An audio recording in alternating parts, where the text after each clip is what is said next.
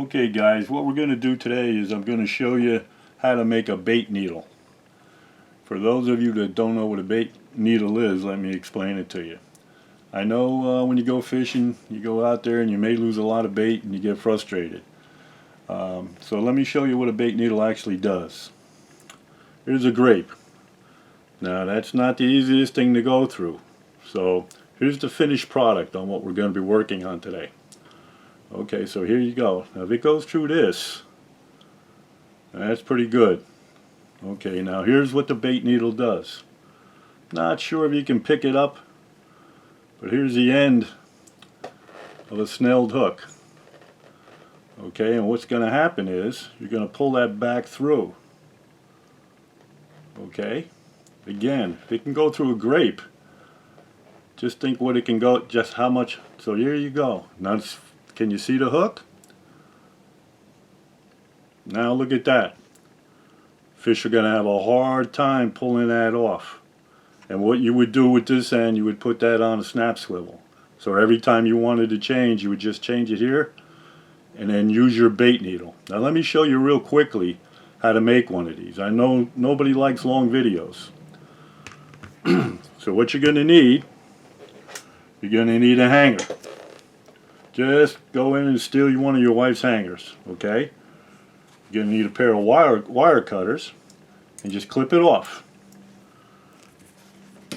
So then you're going to have, you know, this straight piece. This is probably the most important tool with this, is your vise. You really need a vise. You're going to put one end in the vise and you're going to bend it. So after you're done bending it, it's going to look like this.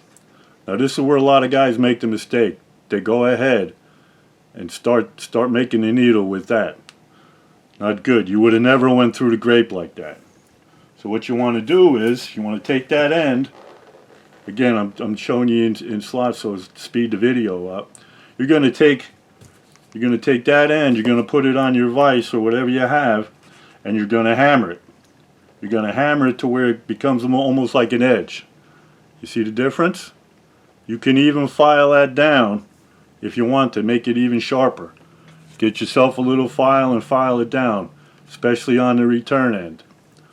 Okay, so now you've gotten that. You could probably just use it like it is, but we don't like to do things just like that. So if you want to make yourself a handle, what you do, you take that and you bend the bottom piece.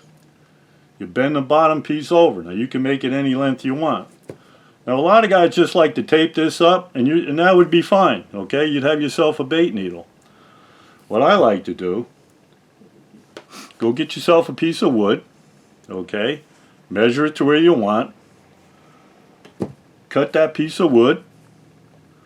Bingo. Okay. Now you know that would probably work. And what you want to do is drill a hole, a tiny hole, all the way through, and then push this through, and the way this expands, that'll be in there nice and tight. And you can get a little fancy with it. I like to sand mine down and, you know, make it a little bit nicer. See, there's the hole I had already started, and you can push that through there, and it's tough, and that's the way you want it, so it can't come back through. And that's basically it, guys. This is the final project. This is the final way it's going to come out. And you got yourself a bait needle. You can say, well, why don't I just go to the store and buy one? Well, a lot of times you go to the store and you say bait needle, the guy gives you a cross-eyed look. He doesn't know what you're talking about. And a lot of stores just don't carry them, even some of the better guys. So, like I said, if you can go through a grape like that and come back out, that's pretty good. So what you want to use, you can be using this for, you know, your Channel Catfish. You know, you can go through your chicken liver and stuff like that, or hot dogs. Beautiful. You could get a nice piece of hot dog, go all the way through, come back around like that, and that hook's in there. Catfish ain't going to be able to pull it off. So a message to my grandkids, I'm going to win that Channel Catfish challenge this year just using this rig here. I'm just kidding. But no, this will save a ton of bait, and you don't have to worry about finding one in the store because you're going to make your own. You can make the handle nice. The reason I like the wooden handle is because it'll float.